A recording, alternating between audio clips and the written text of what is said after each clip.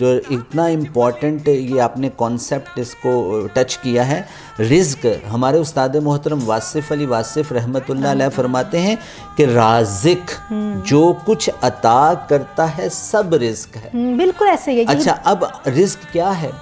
آپ ایک پیسہ رزق ہے، آپ کو آنکھیں دی گئی ہیں رزق ہے، آپ کو کان دیے گئے ہیں رزق ہیں، آپ انہیل کر سکتے ہیں رزق ہے، آپ کو تندرستی دی گئی ہے رزق ہے، آپ کی اولاد رزق ہے، آپ کے والدین رزق ہیں، آپ کو شاگرد ملے ہیں رزق ہیں، اور آپ کو ہوائیں ملی ہیں رزق ہے، آپ سانس لیتے ہیں رزق ہے۔